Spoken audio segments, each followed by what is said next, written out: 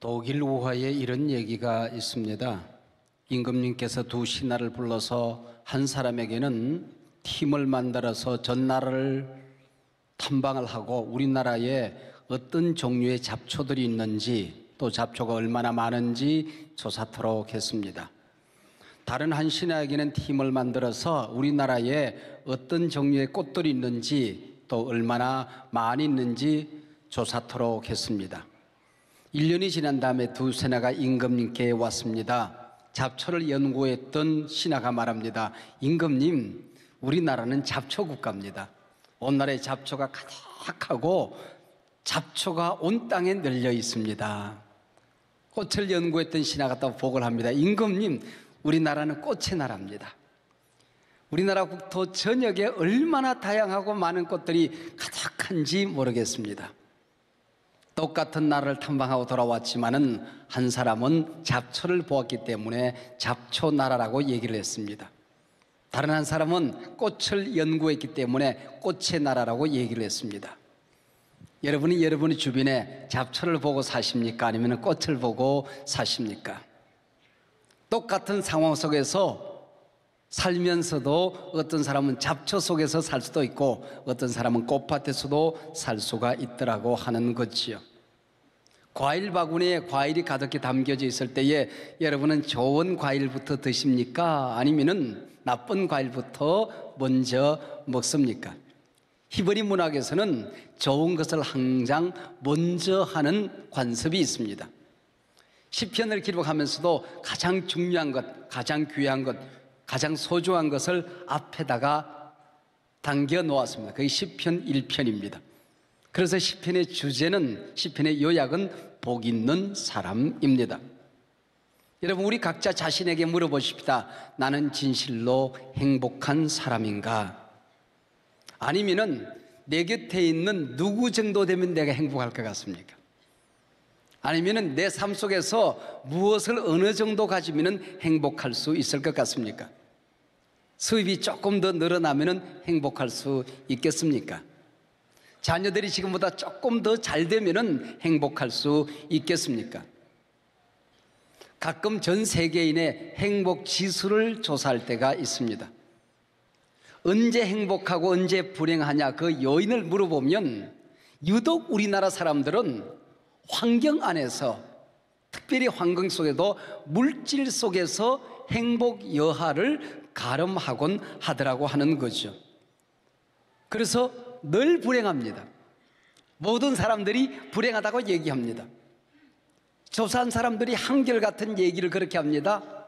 대한민국 사람들은 잘 사는데 불행하다고들 말한다. 참 희한하다. 잘 사는데 모든 국민이 불행하다고 말한 나라가 이 나라라고 하는 것입니다.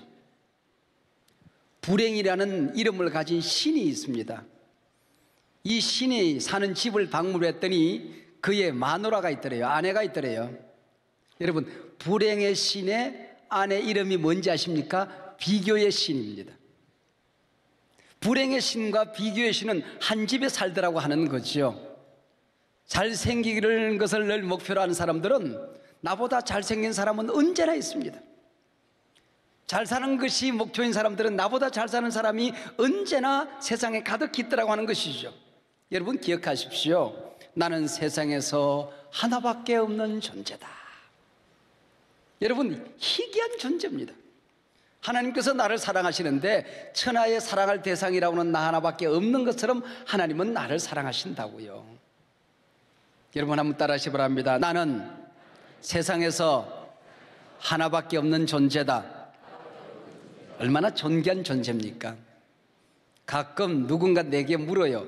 목사님은 봄, 여름, 가을, 겨울 가운데 어느 계절을 가장 좋아하십니까? 어느 계절을 제가 좋아할 것 같아요? 제가 그 질문을 받은 이후 지금까지 글쎄 그 예외 없이 똑같이 대답을 했을 겁니다. 그게 사실이니까 저는 봄, 여름, 가을, 겨울을 다 좋아합니다. 여러분, 한 그루 나무를 보십시오. 봄에 막 돋아나는 연두빛 잎사귀, 나는 그 잎사귀를 보면 나는 미치도록 좋습니다. 그리고 나무가 잎이 울창해지는 여름이면은 나는 얼마나 흥분이 되는지 모릅니다. 가을에 단풍이 들고 낙엽이 떨어지는 가을을, 우리 산을 바라보노라면은 저는 흥분합니다. 겨울에 앙상한 가지에 눈이 와서 눈꽃이 피어있는 겨울을 보노라면은 저는 이 세상이 얼마나 아름다운지 저절로 찬송이 쏟아져 나옵니다. 일이 많을 때는 신나게 일을 합니다. 저는 일이 많아서 힘들다, 일이 많아서 나는 불행하다라고 느껴본 적이 한 번도 없습니다. 또 일이 없을 때가 있습니다. 어쩌다가. 그러면 저는 얼마나 그 여유가 좋은지. 저보고 여러분 1년을 쉬라고 그래도 저는요 잘 쉴 수 있습니다. 연구하고 책 읽고 책 쓰고 묵상하고 얼마나 여유가 있는지 모릅니다. 사람들이 많은 곳에 가서도 많은 사람들과 행복하게 살 수 있을 것 같아요. 아무도 없는 곳에 저는 누가 밥만 해주면 잘 살 것 같아요. 그건 내가 잘 못하는 것 같아요. 밥만 해주면 내가 행복하게 잘 혼자서도 내가 외딴 섬에서도 잘 살 수 있을 것 같아요. 저는 건강하면은 뭐 아침부터 저녁까지 활기차게 삽니다. 몸이 약해서 가끔은 병석에 누워있을 때가 있죠. 그러면 저는 얼마나 그 시간이 여유가 있는지 모릅니다. 누워있으면은 하늘만 보이거든요. 세상이 안 보여요. 그 시간은 하나님 앞에 깊이 있는 기도를 드리는 시간입니다. 저는 아파 누워있는 시간도 즐길 수 있습니다. 평탄할 때 감사합니다. 역경 가운데 하나님 앞에 기도하면서 살 수가 있습니다. 어린 시절 제가 몸이 약하니까 자꾸 이렇게 몸져 누울 때가 있어요. 그러면 저희 집안의 제일 어르신이 할머님이었습니다. 할머님이 제게 장단지 밥을 해주었어요. 장단지 밥 알아요?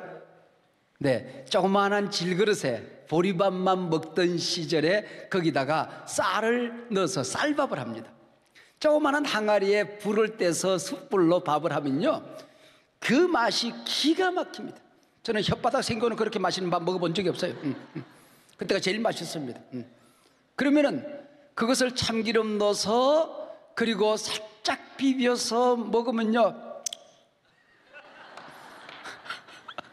우리 집안에 동생들이 가끔 살아요. 큰 집에도 동생들이 있고 제 친동생도 지금 여기 예배를 드립니다만은 예배를 드리고 있습니다만은 친동생도 있고 이모네 집 동생들이 우리 집에 와서 살았어요. 근데 그 동생들이 한결같이 하는 얘기가 나도 형아처럼 아팠으면 좋겠어 그래요. 여러분 아파도 장단지 밥에 위로가 있더라니까. 아파 누웠는데도 하나님의 위로가 있는 거예요. 하나님의 은혜가 있는 거예요. 그걸 우리가 받아 누리는 게 복이라고 하는 것이죠. 똑같은 상황 속에 살면서 천국에 살 수도 있고 지옥에 살 수도 있는 겁니다. 모든 문학가들이 시인들이 전 세계 시 가운데 가장 아름다운 시는 시편이라고 얘기합니다. 그 시편의 주제는 복 있는 사람이거든요. 잘 보세요. 복 있는 사람입니다. 비동사예요. have 동사가 아니에요. 복을 가진 사람이 아니에요. 복 받은 사람이 아니에요. 여러분 복이라는 열매가 큰 게 있어서 어떤 사람은 100개를 받고 어떤 사람은 10개를 받고 어떤 사람은 못 받고 그런 줄 알지만은 복이라는 열매가 있는 게 아니라는 거예요. 복은 가지거나 받는 것이 아니고 복 있는 존재가 되는 거예요. 저희들 학창시절에 반드시 읽었던 책 가운데 하나가 에릭 프롬의 소유냐 존재냐 하는 책이 있습니다. 거기 보면은 행복이라고 하는 것은, 인생이라는 것은 소유의 문제가 아니고 존재의 문제라고 하는 것입니다. 복이 따라오는 것이고 복이 내 속에 저절로 내 속에 쌓이는 것이지 복이 받고 누리고 그런 게 아니라는 거예요. 물질이 뭐 따라온다며요. 시편 1편을 우리가 읽었습니다만 시편 1편을 쫙 펼치면은 제일 첫 단어가 뭐예요? 복 있는 사람은, 그렇게 시작합니다. 그리고 제일 마지막 단어가 망하느니라 그랬어요. 모든 인생 앞길에는 복 있는 사람이 되는 길이 있고 망하는 길이 있을 수 있다고 하는 거죠. 플라톤의 행복론에 보면은 행복의 5가지 조건이 나옵니다. 여러분 궁금하시죠? 네, 궁금하실 텐데 제가 행복론의 5가지를 제가 소개해 드릴게요. 첫 번째는 먹고 싶고 입고 싶은 수준에서 약간 모자란 듯한 재산. 모든 사람이 칭찬하기에 부족한 듯한 영모. 영모가 아니고 용모. 주위 사람들의 절반 정도가 알아줄 만한 명예. 겨루 한 사람에게 이기고 두 사람에게 질 만한 체력. 당신 연설을 듣고 절반이 동의하고 손뼉을 칠 만한 말솜씨. 그러면은 행복한 줄로 알아라 그랬어요. 저기 좋은 사람이 있어도 나는 지금 행복해요.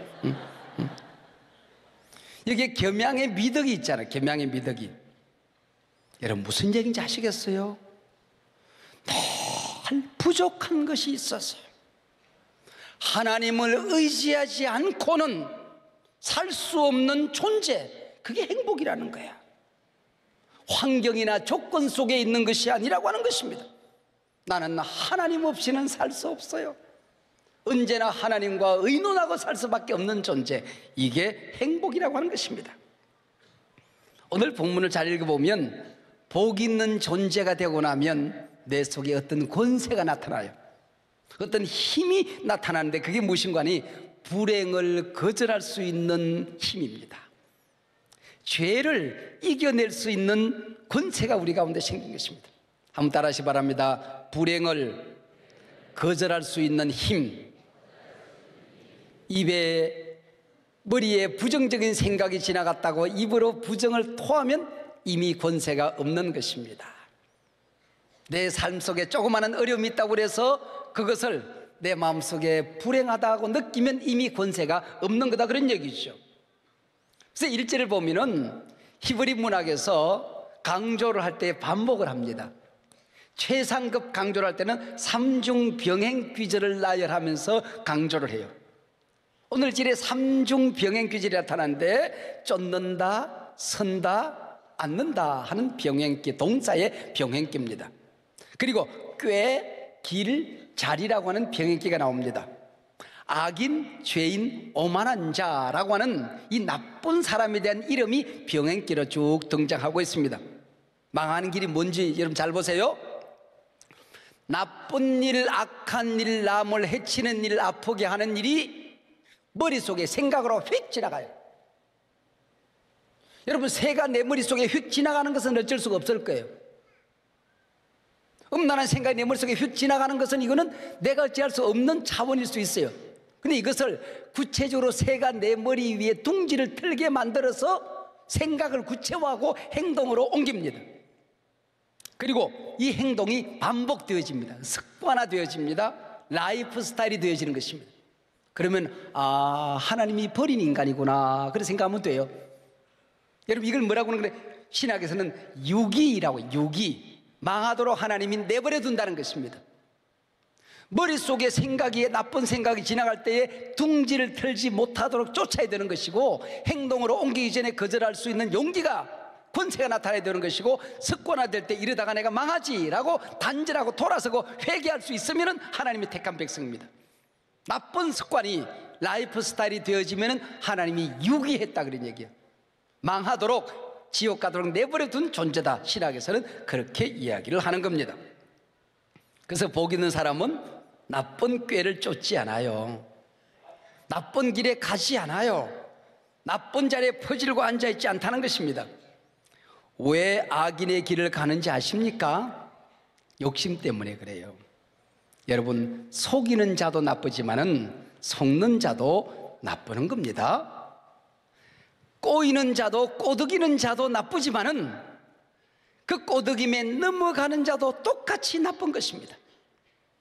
부정적인 말을 하는 자가 나쁘지만은 그 말을 듣고 가만히 있는 자도 나쁜 거예요. 여러분 욕심 때문에 우리가 악을 저지르게 되는 것입니다. 교회 생활도 마찬가지예요. 한소망교회 성도로 살아가면서 교회 생활 이만하면 행복하다, 이만하면 감사하다 그러면 이단이나 사입이나 악한 한소망교회를 벗어난 엉뚱한 짓을 하지 않습니다. 여러분, 어디에 신통망통 꼬부랑통 것이 있는가 눈을 번쩍이다가 시험에 걸려 넘어지는 겁니다. 여러분, 내 남편 내 아내와 살면서 부족한 듯한 우리 부모님 모시고 살면서 모자라는 듯한 내 자식들과 더불어 살면서 이만하면 행복하다 그러면은 여러분 행복한 거예요. 그러면 욕심에 빠져들지 않아요. 욕심이 잉태한 적 죄를 낳고 죄가 장성한 적 사망을 낳느니라. 그래서 사망을 줄줄이 쌍둥이를 낳기도 하고 새 쌍둥이 낳기도 하고 그러고 살아가는 거야. 새해 초가 되면은 옛날엔 집집마다 복조리라는 걸 걸어놓았어. 복조리. 그러면 집집마다 마을마다 복조리 파는 사람들이 옵니다. 복조리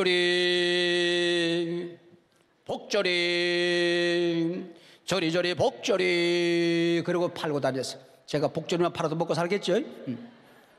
복조리 팔고 다녔어요. 그럼 복조리를 하는 사람이 집에 다 대문에 걸어 놓았거든요. 근데 우리 할머니가 기가 막힌 얘기를 하시는 거야. 영모야, 삼신님이, 그분 천사님을 삼신님이라고 그랬는데, 삼신님이 복조리에다가 새벽녘에 복을 담아놓고 가는 게 아니야. 저 복조리는 쌀을 이는 것 아니냐? 쌀이 있는데 그걸 돌을 이뤄내야 밥을 지어 먹는 거야. 하나님이 삼신님이 우리 가정에 복을 주셨는데 그걸 돌을 이뤄내고 주시는 복을 다 받겠습니다 하는 약속이란다. 여러분, 얼마나 기가 막힌 해석이에요. 인생 살다가 부정적인 생각, 부정적인 경험, 어려운 일, 여러분 아픈 거, 힘든 거, 실패하는 거, 고통스러운 게 얼마나 많아요. 이런 것들을 돌과 결을 잘 이뤄내고 하나님이 주시는 분복을 누리면서 살겠다 그 얘기예요. 여러분, 오늘 복주일에 하나씩 받으시기 바랍니다. 다 이뤄내고 우리가 살아야 된다는 거예요. 그래도 못 알아듣는 사람이 있어. 이만큼 설명을 해도. 그러니까 시편 저자가 복 있는 사람을 하나님이 그림을 그려주셨어. 이 사람 머리 그림을 한 폭을 쫙 수채화인지 아니면 정물한지 모르겠습니다만은 그림을 한 폭을 잘 그려서 복 있는 사람은 이런 사람이다 라고 가르쳐준 그림이 한 폭 나옵니다. 그게 뭔지 아십니까? 시냇가에 심은 나무입니다. 따라하시기 바랍니다. 시냇가에 심은 나무, 시냇가에 심은 나무. 새가 열매를 따먹고 날아가다가 시냇가에 똥 싸서 어쩌다가 떨어져서 도달한 나무가 아니란 말이에요. 어쩌다가 도달한 나무가 아니라는 거예요. 아무렇게나 버려진 나무가 아니라는 것입니다. 누군가가, 누구일까요? 하나님이 계획이 있어서 목적이 있어서 심어준 나무, 그게 바로 시냇가에 심은 나무라는 것입니다. 유 목사가 여러분 마음에 들겠습니까? 원래 인정머리가 없고 여러분 한여름에도 찬바람이 쌩쌩 나고 좀 제가 그렇잖아요. 뭐 생기 먹기를 그렇게 생긴데 어떡하겠어요. 마음에 안 들지만 한소망교회 우리 목사님을 심어주셨다. 내 곁에 심어주셨다. 아멘 안 하면 계속해서 할 거야. 우리 목사님을 우리 가정 복받으라고 우리 교회에 심어주셨다. 할렐루야. 나를 천국으로 인도하기 위해서 내 곁에 심어주셨다. 우리 교인들 한 분 한 분 바라보면서 부족하지만 내 곁에 심어주셨다. 내가 축복하고 내가 살아야지. 그런 복이 되는 거야. 내 남편 부족한 듯 하지만 하나님이 내 곁에 심어주시고 우리 가정에 영적 제사장으로 심어주셨다. 내 남편 우리 가정에, 내 아내 우리 가정에, 우리 부모 우리 가정에, 내 자식 우리 가정에 하나님이 심어주셨다. 할렐루야. 이게 복이라는 거예요. 시냇가에 심은 나무면 시냇가에 심은 나무. 여러분 시냇가에 심은 나무 그래서 내 머릿속에 성경이 안 지나가고 용비어 청가가 지나가는 사람들이 있습니다. 뿌리 깊은 난간 바람에 아니멜세, 이게 지나가요. 그래서 시냇가에 심은 나무는 뿌리가 깊이 내려져서 바람에 흔들리지 않고 던던히 서일 것이라. 그래서 이런 사람들은 성경을 안 읽고 용비어 청가만 읽은 사람들은 그 머릿속에 지나가. 그러나 기억하세요, 시냇가에 심은 나무는 뿌리가 깊지 않습니다. 따라하세요. 시냇가에 심은 나무는 뿌리가 깊지 않다. 바람 불면 가지 부러지고 넘어져요. 눈 오면 가지가 부러져요. 실패, 고통, 질병 다 앓을 수 있어요. 시냇물 마르면 말라 죽어요. 시냇가에 심은 나무가 뭔지 아세요? 하나님의 은혜가 없이는 살 수 없는 나무입니다. 한순간도 하나님 의지하지 않고는 버텨 서 있을 수 없는 나무가 시냇가에 심은 나무입니다. 그래서 하나님께 늘 기도해야 돼. 늘 하나님을 의지해야 돼. 하나님하고 의논해야 돼. 하나님 붙들고 살아야 돼. 내 힘으로 버티는 것이 아니야. 하나님이 나를 붙들어 줘야 버텨 서 있는 거야. 할렐루야. 이게 시냇가에 심은 나무입니다. 시냇가에 심은. 시냇가가 어딜까요? 브루노라는 신학자는 하나님의 말씀이 우리 성도들이 뿌리 내려야 될 시냇가다, 그렇게 이름했어요. 또 어떤 신학자는 예수님의 사랑이 우리가 뿌리 내리고 살아야 될 시냇가다 그랬습니다. 어떤 사람들은 하나님의 말씀이 선포되어지는 곳, 하나님이 함께 역사하는 곳, 바로 교회가, 건강한 교회가, 정통성 있는 이 교회가 우리 성도님들이 뿌리 내리고 살아야 될 시냇가다 그랬습니다. 하나님의 말씀에, 교회에, 우리 주님의 심장 속에 뿌리 내리고 사는 성도님들이 되시기를 바랍니다. 그러면 그늘이 많아지고 새들이 논일고 나그네가 시고 열매를 맺어서 많은 사람들을 복되게 합니다. 근데 잘 보면요, 참 재밌는 또 말씀이 나와요. 사과나무에 1년에 한 번 사과 맺힙니다. 배나무에 1년에 한 번 배 맺힙니다. 포도나무에 1년에 한 번 포도 매달립니다. 복 있는 나무는 1년에 한 번 복 열매 맺는 것이 아니라 시절을 쫓아 과실을 맺으며, 희한한 나무입니다. 봄에는 봄의 열매가 있고, 여름에는 여름의 열매가 있고, 가을에는 가을의 열매가 있고, 겨울에는 겨울의 열매가 있는 거야. 복 있는 사람은 형통할 때 맺혀지는 열매가 있고, 역경 속에 맺혀지는 열매가 있고, 좋은 일이 있을 때 맺혀지는 열매가 있고, 시련이 있을 때 맺혀지는 열매가 있고, 환경에 따라서, 형편에 따라서, 처지에 따라서 하나님이 주시는 다양한 열매를 맺더라 하는 것입니다. 이게 시냇가에 심은 나무입니다. 시냇가에 심은 나무. 여러분, 우리는 항상 문제 없을 때만 열매가, 행복의 열매가 맺혀질 것이라고 생각해요. 고난이 있습니까? 여러분이 원치 않는 환경 속에 빠져 있습니까? 누구에게도 얘기할 수 없는 눈물 어린 아픈 사연이 있습니까? 그 속에서 하나님이 기대하시는 열매가 있음을 믿으시기를 바랍니다. 기독도가 장망성을 떠나서 천성을 향하여 갑니다. 가다가 설명씨의 집에 들어갔어요. 들어갔더니 이 세상에 사는 사람들의 불꽃이 하나씩 다 있는 거예요. 유용모의 불꽃이 있고 여러분의 불꽃이 다 있는 거예요. 근데 어떻게 하든지 저걸 불꽃을 끄면 인간이 멸망하는 거야. 그리고 불꽃이 시련을 겪으면서 온갖 질병, 실패, 고통, 절망, 좌절, 낭망, 고난을 겪는 거야. 근데 불꽃이 커지면은 형통하고 기쁘고 행복하고 사랑하고 섬기고 찬송과 감사가 넘치는 삶을 살아가는 거야. 근데 사탄이 큰 부채로 바람을 일으키니까 어떤 불은 온갖 시련을 겪어요. 그러다 꺼지는 불꽃이 부지기수야. 근데 어떤 불꽃은 바람이 강하면 갈수록 점점 크게 타오르는 거야. 그래서 설명씨가 기독도를 데리고 저 뒷뜰로 나갑니다. 그때는 불꽃마다 호수가 이렇게 연결되어지는데 큰 기름 탱크가 하나씩 있습니다. 근데 기름 탱크가 메말라 있는 불꽃은 사탄의 부채바람에 온갖 시련을 겪어. 근데 그 기름 탱크가 가득히 담겨져 있는 불꽃은 이 세상의 비바람 때문에 흔들리는 것이 아니라 시련이 크면 클수록, 바람이 강하면 갈수록 동남풍아 불어라, 서북풍아 불어라 하고 불꽃이 점점 더 커지는 겁니다. 그러면서 어차피 인생은 바람 불기 마련이요, 그런데 하나님의 은혜의 기름 탱커, 기도의 기름 탱커, 성령의 기름 탱커, 말씀의 기름 탱커, 사랑의 기름 탱커 마르면 망하는 거요, 그렇게 설명을 해요. 이 한 해 동안 여러분 복 있는 존재가 되시기를 바랍니다.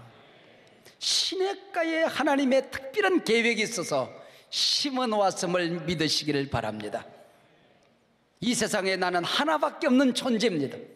하나님의 은혜의 기름이, 성령의 기름이, 말씀의 기름이, 기도의 기름이 마르지 않는 복된 해가 되시기를 바랍니다.